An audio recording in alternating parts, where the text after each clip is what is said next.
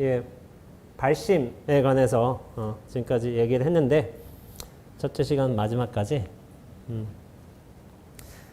근데 이게 봐요. 죽음이라는 경우가 어떤 여러 선사들의 발심하는 계기가 됐거든요. 분명히 죽어가는 것도 보고 죽음이라는 게 되게 큰 요소예요. 어떻게 보면 이게 우리 몸의 실체화라는 과정에서 이게 의식도 실체화 과정이 있는데 그런 거에 어떤 제일 끝판이 뭐냐면 죽음이에요. 죽음이 가장 큰 자극과 동인일 수밖에 없어요. 그래서 많은 선사들께서 친구의 죽음, 도반의 죽음, 아니면 사람들의 죽음 이것으로서 발심해가지고 이 몸뚱어리 죽어 나가기 전에 바로 끝내야 되겠다 이런 이제 간절한 마음을 내신 거예요. 근데 여러분들 주변에서도 분명히 죽는 분이 계실 거예요. 근데 그 죽음을 어떻게 받아들이냐가 되게 중요한 거예요. 이거를. 군대에 있으면 보통 옆에서 죽음의 의미가 한결같지는 않아요. 사람마다 다 다르게 와요. 그러나 수행을 하려거든 약간 그 죽음의 의미가 크게 다가오는 면이 있어요.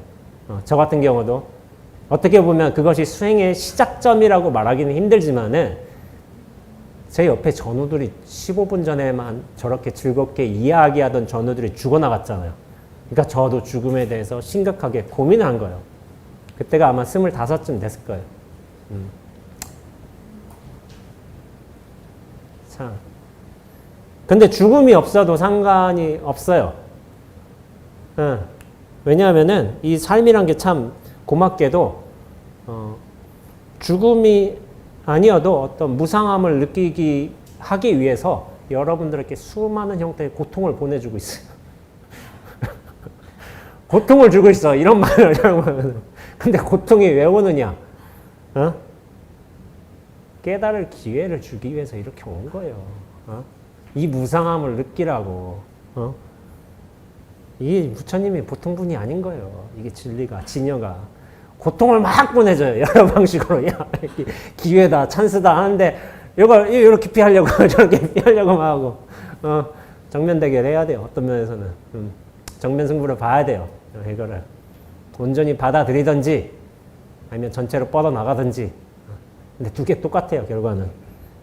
고통은 피하라고 오는 게 아니라, 고통 근원에서 벗어나라고 오는 겁니다. 이 고통에서 벗어나라고. 이 자극을 주는 거예요. 진여가. 본래 면목이 이거 벗어나라고. 계속 자극을, 요 중생 괴롭히려고 오는 게 아닌가. 이거 벗어나라 하는 신호로 계속 오는 거예요. 근데 이 신호를 알아차기가 조금 힘들 수도 있어요. 왜냐면 나는 중생은 이거 안 받으려고 하니까. 계속. 이 근원을 해결하려고 안 하니까. 고봉선사 같은 경우에는 수행하는 데 필요에 있어서 3요가 필요하다고 했습니다. 세 가지 중요한 요건인데 이것이 대신심, 대분심, 대의심 이렇게 세 가지입니다. 대신심이란 게 뭐냐면은 불성에 대한 믿음, 이 수행법에 대한 믿음, 그리고 화두하나를 가지고 의심을 타파함으로써 참나를 깨달을 수 있다고 하는 이런 철저한 신심이 있어야 된다고 했어요. 이거 송담 스님의 말씀이세요. 대분심, 되게 분한 마음이 있어야 돼요. 이게 뭐냐면은 부처님하고 역대 조사들은 다 깨달음을 해 마쳤어요. 그리고 저 절대의 자유인이 되셨어요. 일대사 문제를 해결하셨죠. 근데 나는 왜 지금까지 일대사 문제를 해결하지 못하고 요 육도 윤회를 헤매이면서 이렇게 왔다 갔다 하면서 요 중생으로서 사는가, 이게 분심이 나야 돼요. 자기 스스로 깝깝해야 돼요, 사실은. 물론 편하게 자유롭게 사는 게 좋아요. 근데 크게 고통을 겪어본 사람이 크게 벗어날 수 있어요. 역대 선현들은 이상하게 고통을 많이 겪었어요. 근데 이런 말을 제가 본 적이 있어요. 하늘은 어떤 사람을 큰 사람을 만들기 위해서 우선 고통부터 준단 말이 있어요. 야, 여기서 벗어나봐. 고통을 먼저 준다는 거예요. 깨달음을 먼저 주는 게 아니라. 아등바등 하면서 여기서 벗어나려고 노력하다 보니까 실체화에서 벗어나게 되고, 연기로서의 자신을 깨닫게 되고, 이를테면은, 전체로 확장이 되고 뭐 힌두교 말하자면 우주와 하나가 되고 뭐 이런 식의 일들이 벌어지는데 그 앞서 뭐가 오냐면 고통이 먼저 와요.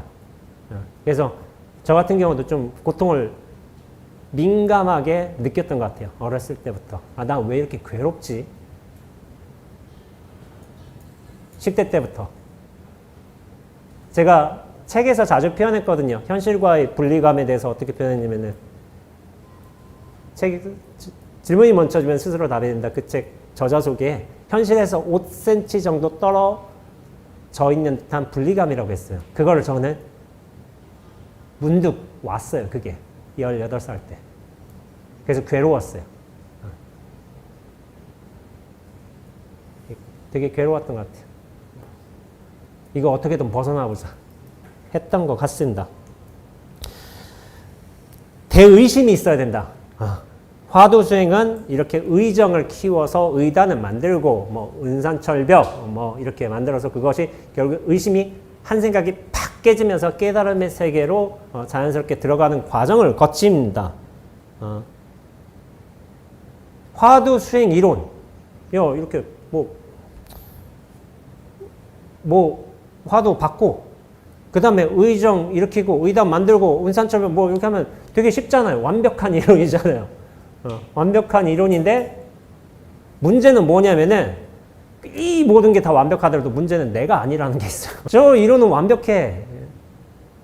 가나선 수행법 저 해고 본래 명목 보고 뭐 내가 모르지만은 근데 문제는 다 걷어내고 내가 안 그러면 아니잖아요. 이게 저기 화두가 아무리 좋은 수행법이어도 뭐래요. 내가 아닌데 아무런 의미 없어요. 내가 안 그러면은. 그래서 이제 선사들께서 하신 말씀이 간절절자예요. 간절한 마음이 있어야 된다는 거예요. 이 생사를 해결하고자 하는 자기 스스로의 어떤 근원적인 의문, 이 간절함이 있어야지만 수행을 할 수 있다고 그렇게 말씀을 하신 거예요. 그래서 이제 축서사의 무효스님 같은 경우도 간절절자 그렇게 고구정령이 말씀하셨어요. 이 간절한 마음이 드는 거예요. 근데 이제 종단의 어른 선생님은 좀 싫어하실 수도 있겠지만은 저는 이 간절한 마음이면은 무슨 수행법이든 된다고 생각하고 있어요. 화두 수행 아니어도 다른 수행이어도 돼요.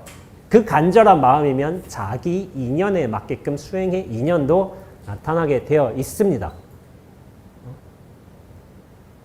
화두가 최상승 수행법 맞아요. 그럼 제가 보기에도 맞아요. 맞는데 저기 인연법 따라 최상승이지 정해진 최상승이 어디 있어? 저는 그 생각을 해요.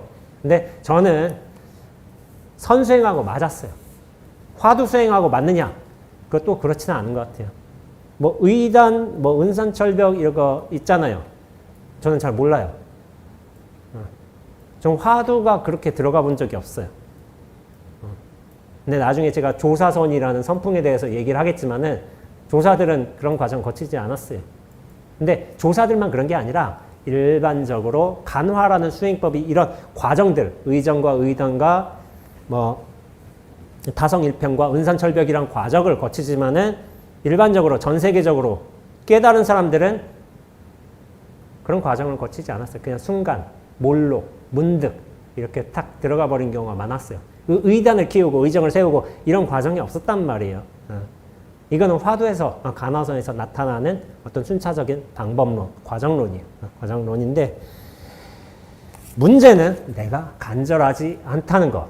이것이 큰 문제였던 것 같아요. 모든 수행자들이 이 문제예요.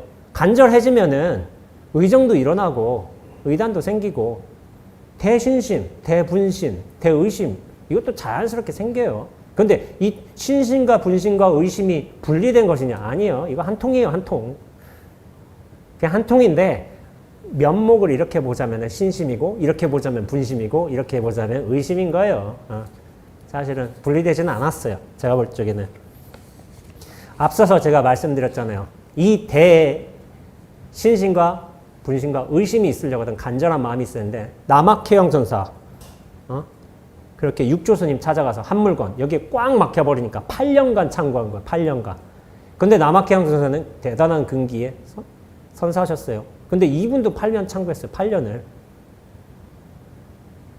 설사 한물건이라고 해도 옳지 않습니다 하니까 해능 스님이 닦아서 증득하는 것인가? 라고 물은 거예요. 그 다음에 그러니까 닦아서 증득하는 바가 없지는 않으나 본래 오염될 수 없습니다. 닦아서 증득하는 바가 없지는 않으나 본래 오염될 수 없습니다.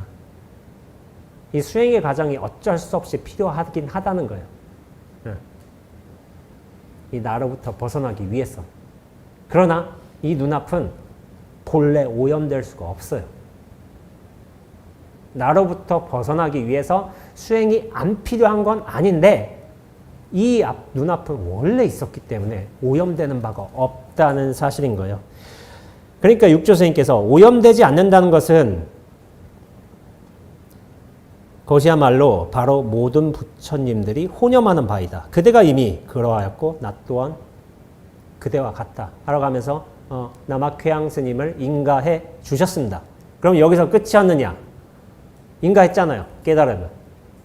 그럼 남학회양 선사도 뭐 부처 조사와 같은 이제 지위에 오르셨잖아요. 그런데 그 후에 이야기가 있어요. 해능 스님에게 남학회양 스님이 인가를 받으셨고 해능 스님을 15년 동안 곁에서 시봉하였다라는 기록이 있어요. 보통 조사들이 어떤 자기 스승한테서 인가를 받았단 말이에요. 인가 받았고서 그래 너 끝났다 너 가봐라 하고서 이런 경우도 있어요. 있긴 하지만은 많은 기록에서 뭐냐면은 그 은사 스승 곁에서 몇 년간 시봉하였다는 기록이 많아요. 왜 시봉할까요? 분명히 깨달은 사람인데. 깨달으면 조사의 지위에 올랐잖아요. 부처의 지위에 오르고. 더 이상 뭐 수행이 필요 없잖아요. 근데 왜 옆에 있었을까요? 이것이 이제 수행 관점에 대한 나름의 이제 뭐 도노 논수며 도노 점수며 이런 걸로 나뉘는 과정이긴 한데 사실은 많은 분들께서 이런 깨달음의 안목을 성취하셨다 하더라도 그것이 삶의 경계에서 온전해지기까지는 약간의 단련 과정이 필요합니다. 그걸 스승들과 함께 하면서 스승들이 큰 건 다 끝냈어요. 자잘한 거 다 조정해 주는 거예요. 자기 스스로도 또 삶의 과정을 겪으면서 그 하나하나를 약간 처리해야 될 게 있어요. 약간 습성들, 본인의 이제 습기들 그런 것들을 약간씩 조정하는 거예요. 그런 과정들을 스승 곁에서 할 수 있고 조주스님처럼 조주스님도 물론 이제 남전 스님이라는 큰 스승님이 계셨지만은 행각도 많이 하셨어요. 그 대단한 조주스님인데 참방하면서 여러 선지식들을 그걸 조정하셨어요. 그러니까 제가 보기엔 조주스님 대단해요. 7세 때 이미 견성하셨어요. 7세 때, 7살 때. 그런데 그 구슴피선이라고 하는데 입술로 이제 선을 펼친다 해서 구슴피선이라고 하는데 그냥 입술 하나로 사람을 다 들었다 놨다 죽였다 살렸다 하신 거예요. 내공이 그만큼 깊어지셨던 거예요. 그 단련 과정을 통해서 제가 볼 적에는 방할 좋아요. 당연히 훌륭한 방편들이죠. 그러나 조주스님은 그냥 입술로 그냥 사람들을 다 죽여버린 거예요. 되게 장난 같아요. 조주어록 보면은 장난 같은데 그냥 다 쳐버려요. 그냥. 그래서 저는 대단한 것 같아요. 조주스님 개인적으로 첫 시간 이렇게 했고 두 번째 시간 지금 이미 시작은 했지만 가나선의 탄생 배경에 대해서 한번 알아보도록 하겠습니다. 여러분들이 이제 어른들에게 보통 이제 가나선을 수행하기 위해서 어른들께 화두를 받는다 이런 표현을 하잖아요. 보통은 자기가 화두를 정해서 할 수도 있어요. 그러나 이제 전통적인 방법으로서는 스승이 되는 분께 삼배를 드리면서 인사를 드리면서 화두 하나 받고 싶습니다 하니까 그럼 야 너 이거 묻자 참고해라 뭐 정전백수자 참고해라 뭐 이렇게 하고서 주신 경우도 있어요. 아니면 부모 미생전 본래 면목 무엇이 부모에게 태어나기 전에 나의 본래 면목인고 이런 화두도 있어요. 여러 가지 1600, 1700 공안이라고 하기도 하는데 그 중에 하나를 받아가지고 참고하는 과정을 거칩니다. 근데 보통 참구라고 하는데 참구가 뭐냐면은 참여할 참자를 써요. 참여할 참자를 썼는데 이 참여할 참자가 뭐 참구가 챙겨 연구한다라는 뜻도 있고 아니면 챙겨 들어간다라는 뜻도 있는데 제 개인적으로 이제 참자를 이걸 좋아해요. 이제 몰입한다, 뛰어든다. 거기에 뛰어든다라는 표현을 되게 좋아해요. 그러니까 뛰어들어서 그 의식과 한 몸이 된다는 참구. 저 이 뜻을 좋아합니다. 그래서 뛰어들어야 돼요. 탁 뛰어들면은 거기서 정진을 잘 할 수가 있습니다. 근데 이제 간화선이란 거는 기존에는 없었던 수행법이요. 이 옛 조사들의 어떤 문답을 의심하면서 자기의 수행법으로 정리된 것인데 그거는 이제 남송 때의 선승 대해 종구 스님이 세운 수행의 방식이에요.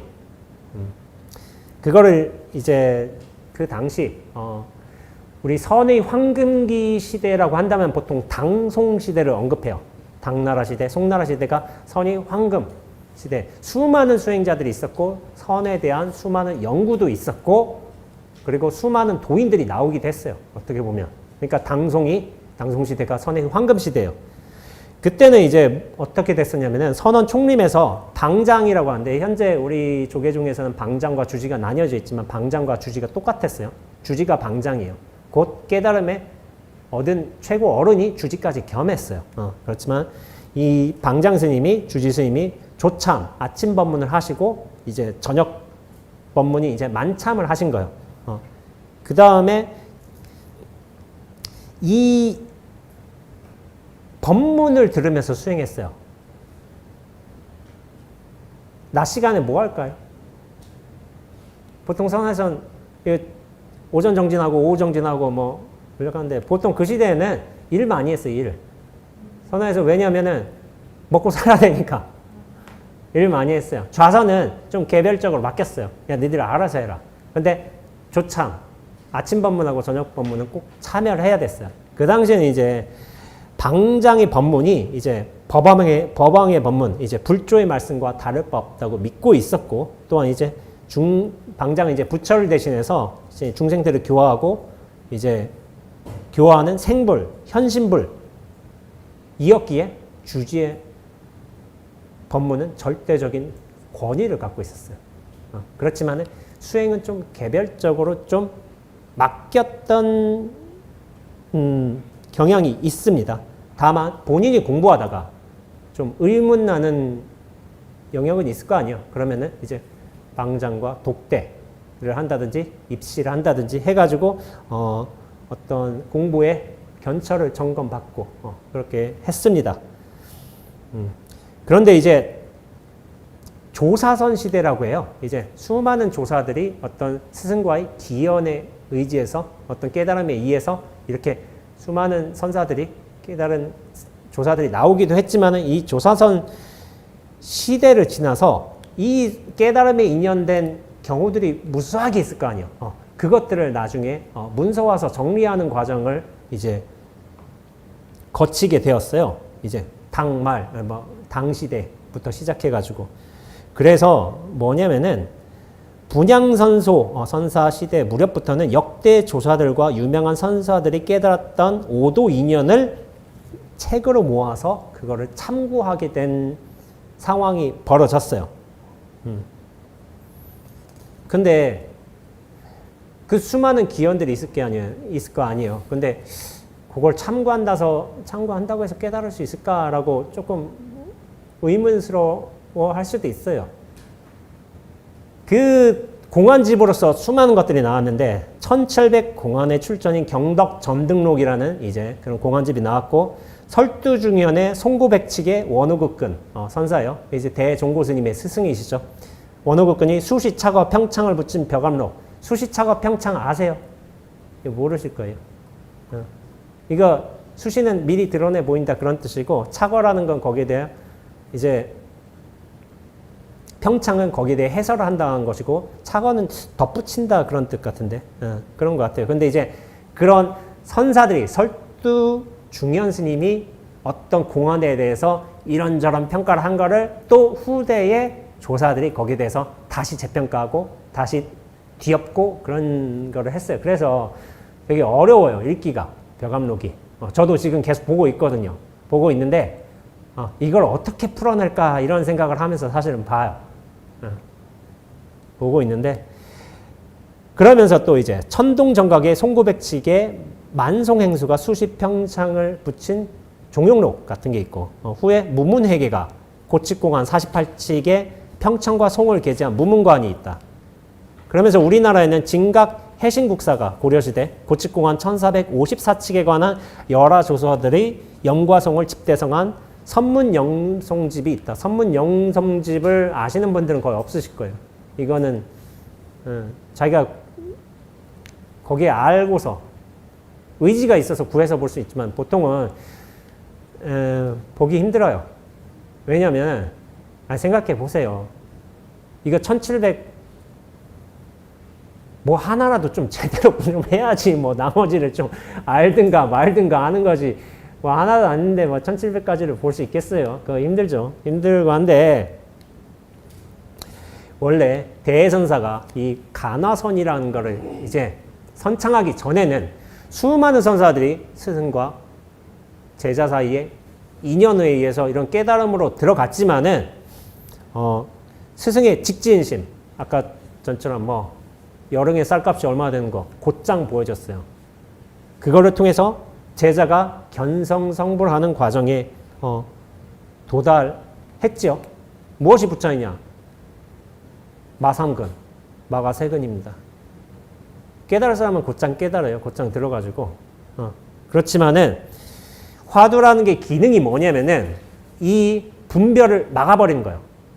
여기에 대한 의심에 들어가면서 도대체 왜 저랬을까? 여기는 분별이 통하지 않잖아요. 의심 하나만 남아있기 때문에. 그래서 분별을 막아버리는 것이 화두의 첫 번째 기능이고, 근데 두 번째는 있어요. 두 번째 기능도 있어요. 화두 정지를 통해서 의심이 타파되게 가지고 안목이 열린다면은 낱낱의 화두들이 가지는 기능들이 좀 달라요. 차이가 있어요. 즉심, 여여 약간씩 달라요. 그런 것들을 호자무수, 왜 달마에겐 수행이 없는가? 이 화두하고 마삼근, 마가세근이다. 이거 달라요. 근데 근본적으로 똑같은데 근본으로서 통달하고 나면 이것들이 어떤 다른 분별심, 다른 집착들을 파괴하는 영역들이 좀 다른 거예요. 그래서 이 근원에 통달을 하면은 완전히 통달하면은 상관없어요. 그러나 보통 스님들이 여러 번 깨닫는 말 들어보셨어요? 한 번 깨닫고 끝난 게 아니라 실제 많이 그랬어요. 많이 선사들 대스님도 3번 크게 깨달으셨어요. 작은 깨달음은 10몇 번 있었고 큰 깨달음은 3번 있었다고 하고, 그리고 서선휴정 스님도 맨 처음에 오도승은 젊을 때 내셨지만 나중에 오도승이 또 달라져요. 좀 깊어져요, 나중에. 그리고 성철 스님께서는 저희 이제 은사에 은사 되시는 분이시죠. 굉장히 대한불교 조계 중에서 뛰어난 선지식이셨죠. 그러나 성철 스님은 누구한테 인가 받지도 않았습니다. 인가 받은 전법의 기록이 없어요, 인가가. 근데 가장 뛰어나신 선사였어요. 근데 오도는 언제 하셨냐면은 출가하고서 3년 만에 동화사 금당선에서 하셨어요. 근데 나중에 봉암사 결사하시면서 향곡 스님하고 문답을 통해서 그 깨달음이 깊어지신 게 있어요. 왜냐하면 그런 과정이 보여요. 그래가지고 깨달음은 분명히 있지만 그것들이 약간 깨달음 자체는 기쁨이 없지만은 그것들이 나라는 인연을 통해서 체화되는 정도가 좀 다르거든요. 그 체화가 좀 깊어지는 과정들이 다 있으셨어요. 대스님도 그러셨고. 그런 게 있는데 보통 이렇게 조사선 시대에는 그렇게 한마디 말로서 바로 깨달았어요. 바로 깨달았지만은 후대에는 송나라 시대에 어떤 변화가 있었냐면은 선의 제도화가 일어났어요. 선이 국가 종교가 된 거예요. 국가 종교. 그러니까 절도 국가에서 관리를 하는 거예요. 관리를 해가지고 어떤 일이 있었냐면은 선의 문화가 정치, 경제, 문화, 제도 속으로 편입이 되면서 선의 내부의 선종 내부의 기구라든지 수행 제도도 규격화되기 시작했어요. 국가 종교가 돼버리니까. 그래서 선원이 관사의 조정하에 놓이게 되었고 또한 주지, 선원을 총책임자인 주지도 이제 관청의 인허가가 필요한 거예요. 네, 국가 종교가 되면 이런 장단점이 있습니다. 무척이나 크게 융성할 수 있지만은 국가의 통제를 받는 거예요. 인허가를 받아야 될 필요도 있고. 그리고 수행면에서도 이제 출판이 굉장히 그런 자료가 많이 쌓이고 책으로서 잘 엮어낼 수 있으니까 교재와 교수법이 점차 규격화된 면도 있고, 그러니까 선사들의 선문답이 다양하게 모이면서 그것들이 엄청난 공안집으로 편찬이 된 거예요. 그래서 이 공안집을 보면서 수행하는 경우가 생겨난 거예요. 근데 당시에는 뭐냐면은 송고문학이라는 게 있었어요. 조사들이 일단 깨달음의 기원들을 얻게 된 것에 대해서 이거에 대해 시를 짓고 평가하고 문학적으로 표현을 하고 그런 것들이 좀 있었어요. 근데 그 당시에는 사대부들도 이것들이 선조사의 기록들이 나오게 되니까 선수행이 그 당시에 약간 귀족들이 하는 고급의 수행, 약간 문학, 이것과 약간 겹쳐진 거예요. 그러면서 조사가 이런 말을 했는데 나는 여기에 대해서 이런 말을 하겠다라는 이런 게 사대부들이 모여서 서로 그걸 뽐내는 거예요. 말하자면은. 그러니까 설두중현 스님이 이렇게 했는데 요거는 이렇게 해석해야 되고 요거를 해야 된다라는 게 일종의 문학의 형태로 자리 잡게 된 이제 그런 게 송고 문학이라고 한 거예요. 그래서 근데 뭐냐면은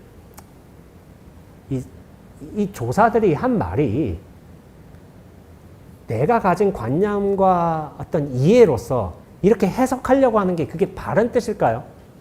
이렇게 멋있게 표현한 게. 그리고 내가 이 벽암록을 보면서 벽암록 이렇고 내가 이렇게 공부해야지 하면서 이거 여러 개 100개 본다고 해서 하나 보면 10개 보면 하나 보는 것보다 10배 많이 알고 100개 보면 다 알고 그럴 거야? 아니에요. 근본에 통해야지. 근본에 통해야지 하나를 봐도 제대로 보는 것이고 100개를 봄에도 걸림이 없는 거예요. 근데 뭐냐면 자기 사량과 분별로서 이 고칙들을 멋들어지게 표현하려고 하는 이제 형태가 벌어졌는데 그게 송고문학이라고 한 거예요. 근데 그 당시에 이제 원호국근 스님도 사실은 송고를 하셨어요. 그렇게 대해서 설두중현의 어떤 개송에 대해서 거기다 다시 송을 붙이고 평창도 쓰시고 하셨어요. 이걸 왜 했을까 저는 그런 생각 했거든요. 그러니까 시대의 문화가 그랬던 거예요. 그러니까 그 시대 사람들을 제도하려거든 그 시대의 문화 속으로 들어갈 수밖에 없어요. 이거 다 아니야.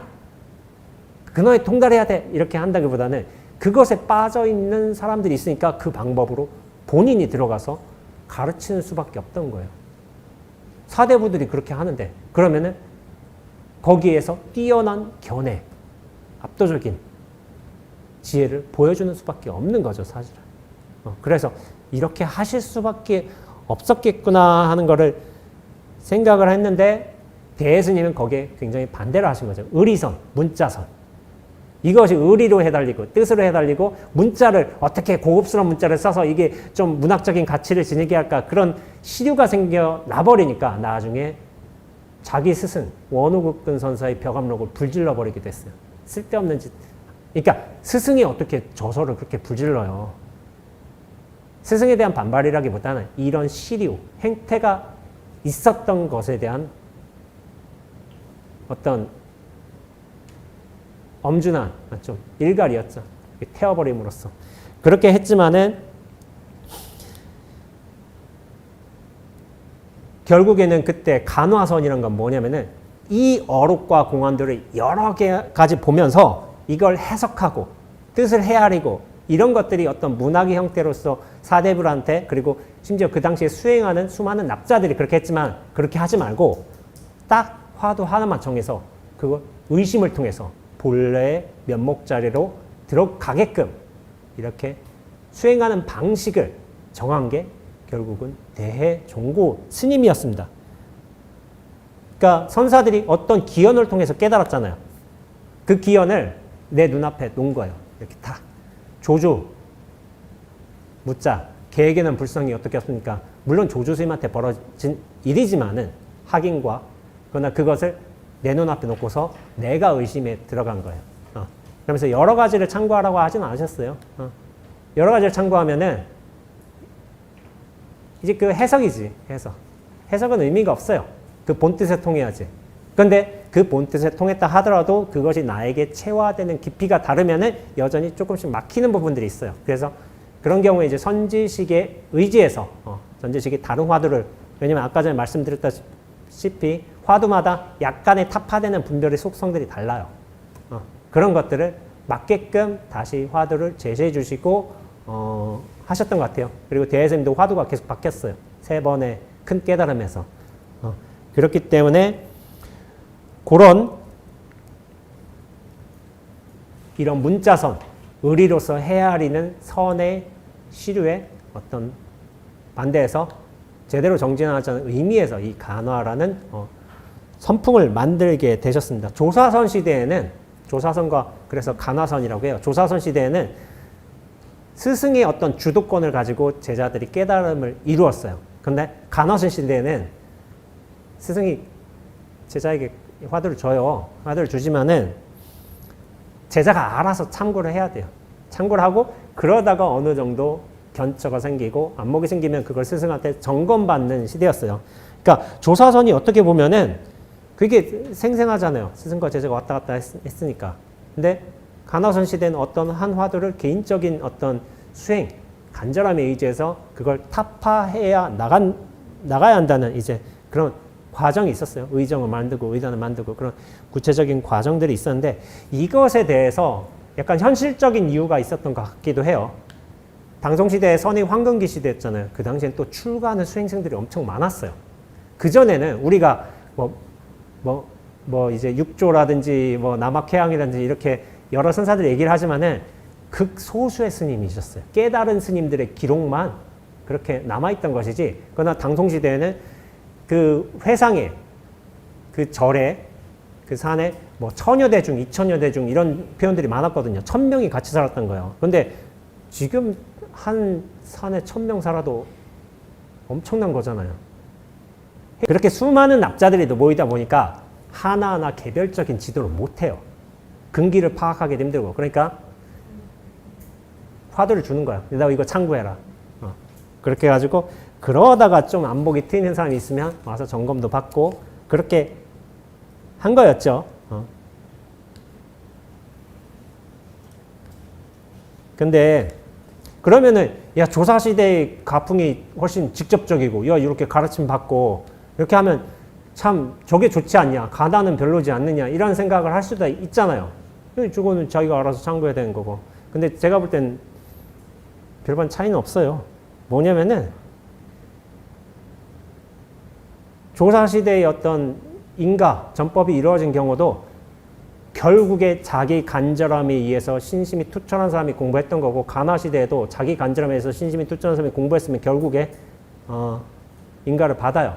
그 간화시대에 1000명의 대중들이 있었는데 1000명의 대중이 있다 하더라도 당송시대에 인가받은 사람, 공부 안목이 뛰어난 사람 한두 명이었어요. 셋 안 넘었어요. 절대로. 희소했다는 거예요.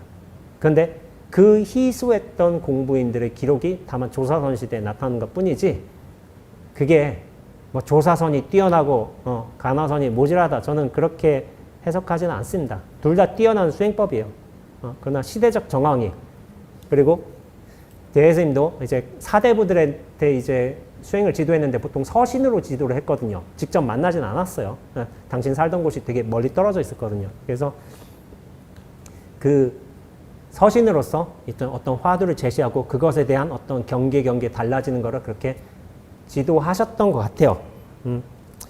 이렇게 하지만은 결국에는 조사선이고 간화선이고, 자기가 정말 수행을 제대로 하면은 자기 스스로 안목을 열게 돼 있어요.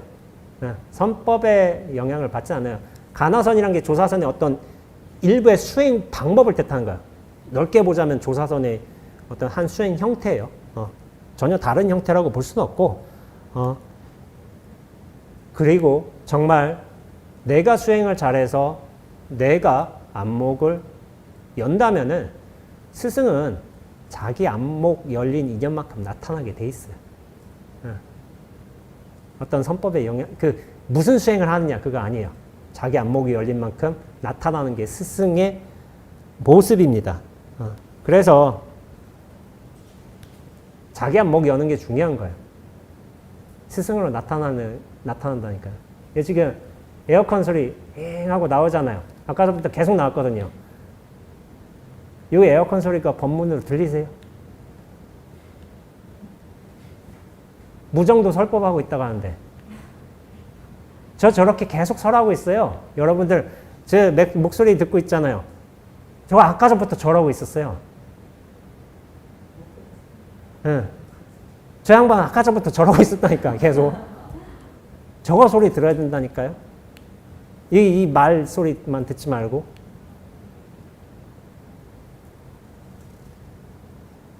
자기 진정성과 자기 절실함이라는 걸 갖춘다면은 이 공부는 간하고 조사하고 상관없어요. 윗바산하고 이제 티벳 수행법이고 그놈이 성공해요. 그놈이 간절함을 가진 그놈이. 저는 선수행 문화에 있었지만은 선이 최고라고 말하지 않습니다. 근데 나한텐 최고예요. 내가 이거 했으니까. 근데 남한테 강요하지 못해요. 다른 사람의 인연법은 또 따로 있을 테니까. 나는 전 불교가 최고라고 얘기해요. 제가 스님이니까. 근데 불교만 최고다라고 생각하진 않아요. 다른 인연법도 있다니까요. 나한테 그런데 불교는 최고일 수밖에 없죠. 자, 그러면 깨달음의 기연에 관해서 한번 설명해 보도록 하겠습니다.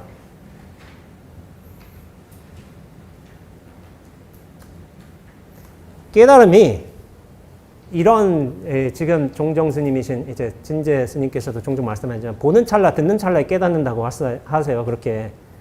근데 예를 들어볼게요. 보는 찰나에 깨달은 건 부처님은 새벽별 보고 깨치셨죠? 그러셨죠? 좀 이따 하겠지만 나홍 스님은 매화 보고 깨쳤어요. 매화. 조금 시절에 이르게 핀 매화 보고. 경봉 스님은 새벽에 촛불 보고 깨치셨어요. 촛불이 새벽에 이제 새벽 3시에 이제 일어나셔서 이를테면은 이제 초에 불 붙일 거 아니에요. 근데 불 붙이다가 촛불이 춤춘다고 하셨거든요. 그게 뭐냐면은 방 안에 있다가도 방 안에도 기류가 있으니까 그 촛불 딱 켰는데 이게 흔들린 거예요. 그거 보고 깨치신 거예요. 향곡 스님은 저 봉암사에서 이렇게 탑 주위를 돌다가 손이 떨린 거예요. 떨려가지고 이 떨리는 손 보고 깨치셨어요. 근데 이거는 약간 촉감의 영역도 따로 있어요. 그리고 듣는 찰나가 있는데 서산대사는 한낮에 다구는 소리 듣고 깨치셨어요. 고봉원묘 스님이라고 계세요. 이렇게 주무시다가 목침이 여기 위에 있었나 봐요. 그게 툭 떨어졌는데 그 소리 듣고 깨치셨어요. 그리고 조주 스님과의 어떤 그 무문관 몇 칙이었지? 저한테 뭐 좀 알려주십시오 하니까 바로 씻어라. 그 말을 듣고 어떤 학인 스님, 수행자 스님은 깨쳤었어요. 바로 씻어라. 이 말 듣고 탁. 근데 감촉하는 찰나도 있어요. 이거는 제가 예를 들어보자면은 고봉 원묘 스님이 에게 이제 설암 화상이 설암 스님께서 멱살하고 몽둥이질을 그렇게 하신 거예요. 근데 멱살 잡히고 몽둥이 맞고서 깨치셨어요. 벽암록의 78층 중에 개토수인이라는 또 이제 공안이 있어요. 그 개토수인 공안이 좀 재밌는데 뭐냐면은 16보살이 무리성질로 깨달음이라는 공안이에요. 근데 16보살이 뭐냐면은 개토라고요. 근데 이건 모르겠어요. 근데 이 16보살이 욕실에 들어가다가 목욕물로 싹 들어가다가 깨친 거예요. 그러니까 한 보살님은 누군 좋겠어요. 목욕하다 깨닫고. 아니 목욕하러 가다가 깨달으면 얼마나 좋아. 그런데 생각해 보세요. 새벽별은 부처님한테만 보이나요? 매화는 나홍스님만 봤어요? 경봉스님만 촛불 봤어요? 다구는 소리는 서산대서만 들었나? 목침 떨어진 소리 하는데 다를 바 없어요, 하나도. 최근에 제가 수도함에 어떤 분 찾아오셨어요. 수행 꽤 하신 분이에요. 서산대사 다구는 소리를 제가 얘기하면서, 이것도 얘기하면서, 이거 손가락으로 탁 튀기는 거 하나도 다를 바 없다. 듣는 인연이다. 똑같다. 근데 이게 막혀버린 거야. 가서 몇 날 마치 막혔는데 이분께서 뭐 환이 열렸어요. 일어나자마자 갑갑했대. 도대체 저게 뭘까? 샤워하다가 그때 뭐가 확 왔다네. 이제 감촉 인연으로 온 거예요. 감촉도 있어요. 샤워하다가. 감촉 인연 또 하나 얘기해 볼까요? 질문이 멈춰지면 스스로 답이 된다의 좋은 책이 있습니다. 그런 책이. 있는데 거기 저자가 홍대 앞에서 거침없는 하이킥으로 두들겨 맞았다는 구절이 있어요. 저자 소개에서. 근데 두들겨 맞는 그 다음에 표현을 뭐라고 했냐면 진리라고 했어요. 진리. 두들겨 맞는 게 진리라고 했어요. 두들겨 맞는 경험이라고 안 하고 왜 진리라고 했을까요? 예? 맞으면서? 그때 못했어요. 막 욕했어요. 그 맞음의 기억이 좀 생생한 건 있어요.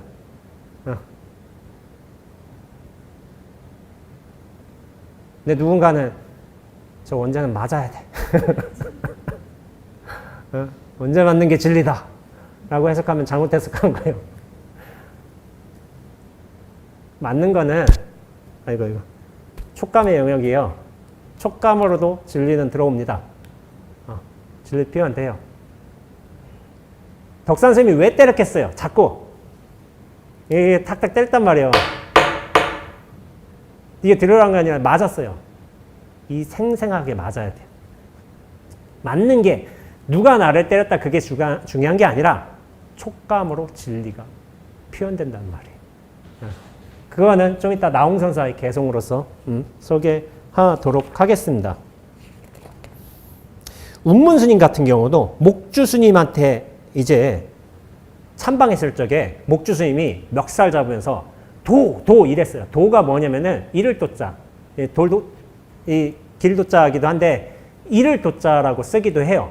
그러니까 도가도 비상도라고 해서 이제 노자의 첫 구절이죠. 도라고 말할 수 있는 것은 도가 아니다. 라고 한 거잖아요. 그 도자가 말할 도자로 쓰였어요. 그러니까 우리가 뭐 도, 진리 이런 길 의미도 있지만 말할 도자예요. 그러니까 도 하니까 운문스님이 이게 너 말해 하는 건데 말을 못 하는 거예요.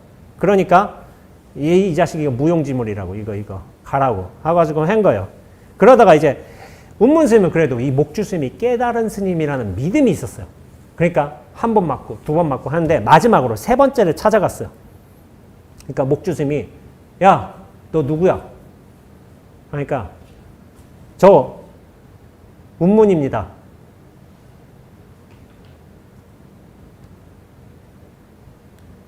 그런데 이거 왜 물어봤어요? 야, 너 누구야? 이거 왜 물어봐? 알 거 아니에요, 이미. 이게 의심의 방법이 몰아세운 거예요. 몰아세운 거. 몰아세우는 방식을 취하셨어요. 그게 중요한 게 아니에요.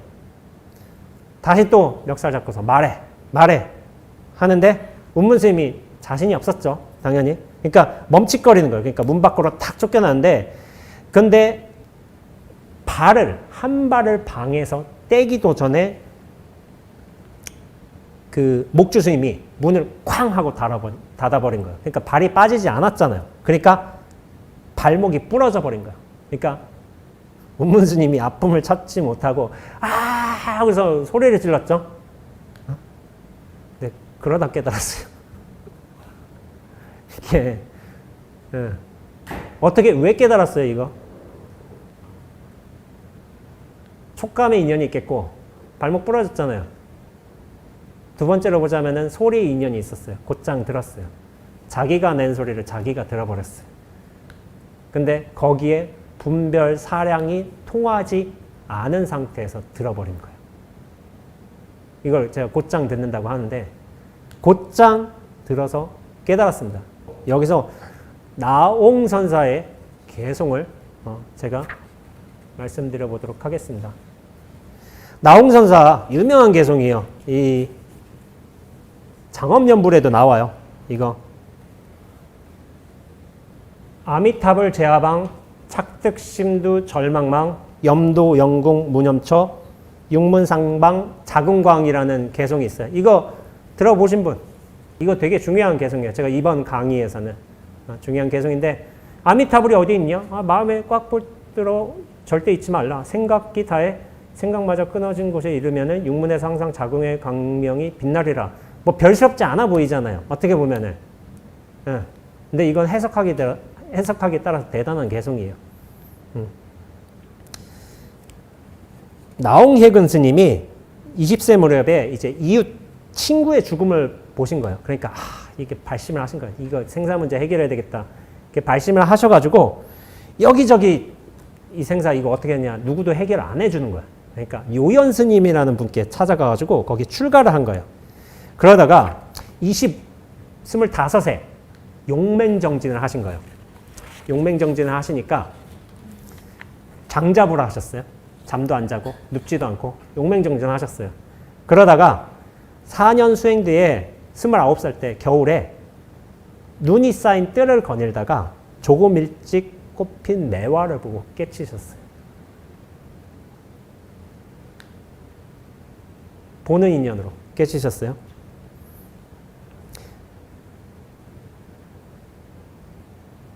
그러다가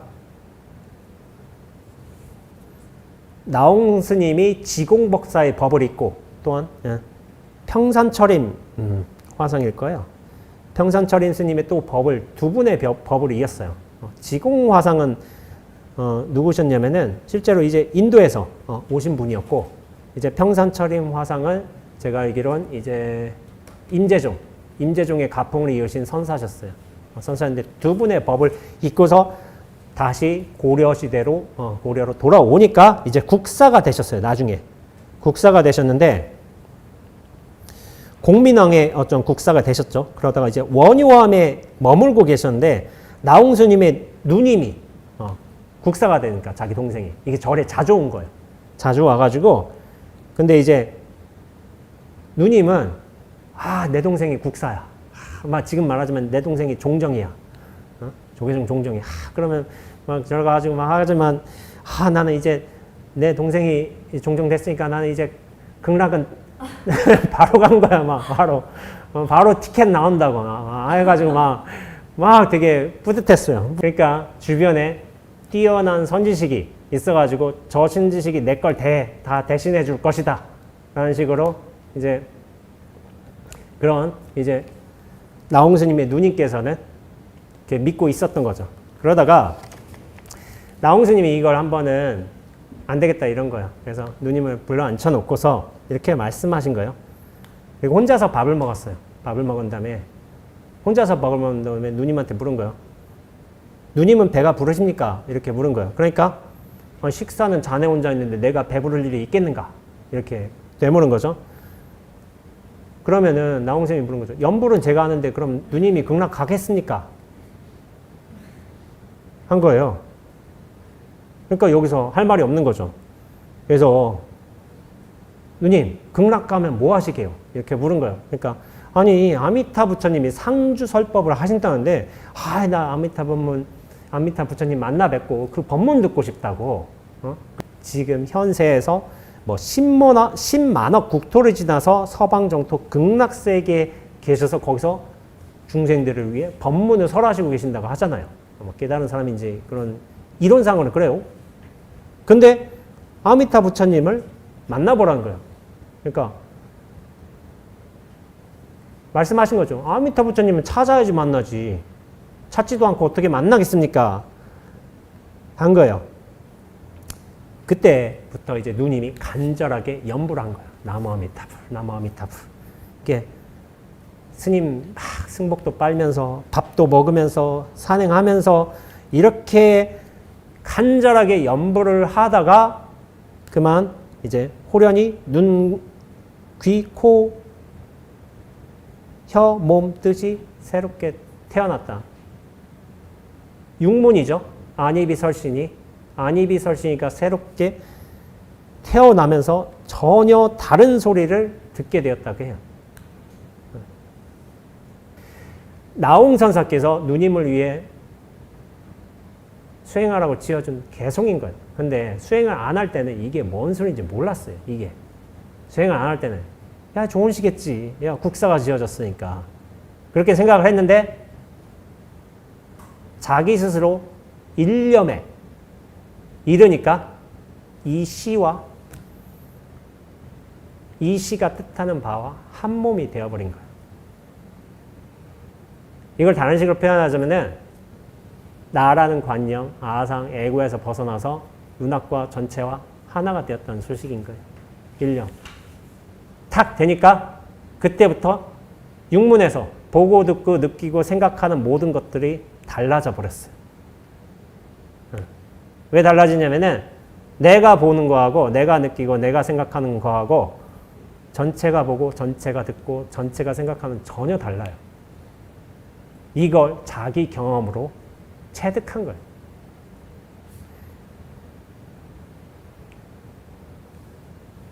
이 시 좋아요.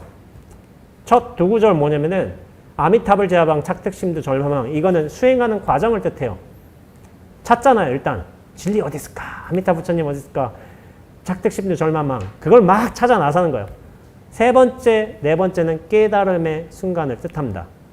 생각이 다해서 생각이 끊어진 곳에 이른 거예요. 무념처에 이른 거죠. 무념처에 이르면은 거기에 아무것도 없느냐? 보고 듣고 느끼고 생각하는 그 모든 게 자금의 광명, 부처님의 어떤 빛으로 나타난다는 거예요. 그게 전혀 새로운 걸로 되살아난다는 뜻입니다. 첫 두 개는, 두 구절은 수행의 길, 두 번째 D는 깨달음의 길이에요. 약간 사성제하고도 좀 비슷해요. 고집, 멸도인데 고집은 이 중생계, 이 현상계의 원리고 멸도는 깨달음으로 있는 방법과 깨달음을 뜻해요. 그러니까 이것도 수행, 중생계의 길이고 이게 열심히 수행해야 되는 거예요. 세 번째, 네 번째는 결국 깨달음인데 제가 이 구절이 왜 좋다고 생각을 하냐면은 무념처죠. 세 번째 구절이 무념처인데 네 번째는 또한 그것이 무념처지만 무념으로서 끝나게 아니라 진리가 형성되는 과정을 표현하고 있어요. 제가 앞서서 자주 얘기하는 말이지만은 진공묘유라고 하죠. 진공묘유 한 짝이에요. 그게 항상. 그 다음에 공적 영지 이것도 한 짝이에요. 그러니까 공적만 말해서 안 돼요. 영지도 같이 말해야 돼요.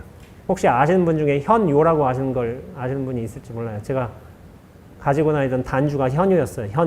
현요. 어둘 현자예요. 알 수가 없는 거예요. 알 수가 없는데 빛날 요자. 그것은 여전히 작용하고 있어요. 또 다른 예시를 들어보자면은 뭐 제 경우인데 질문이 멈춰지면 모든 생각이 끊겨요. 스스로 답이 된다.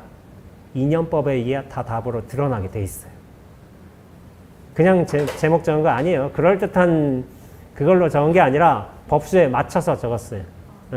근데 이걸 보기 나름이에요. 내가 그만큼 보면은 그게 보이는 거고 안 보이면은 좀 멋부렸네 이렇게 할 수도 있어요. 그러나 저는 법수에 맞춰서 이름도 짓고 제목도 짓습니다. 진공과 묘는 한 짝이어야 돼요. 모든 생각이 끊기는 무념의 과정에서는 모든 경계가 진실로 드러나게 돼 있습니다.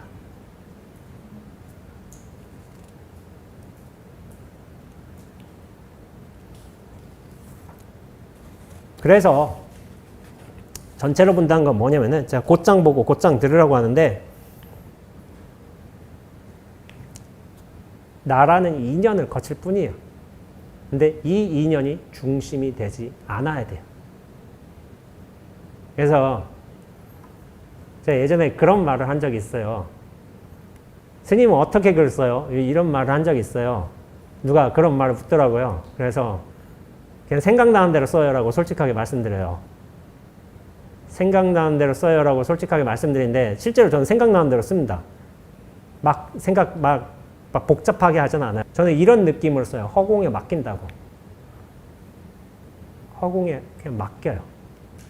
왜 어떻게 말해요? 그냥 허공에 맡겨요.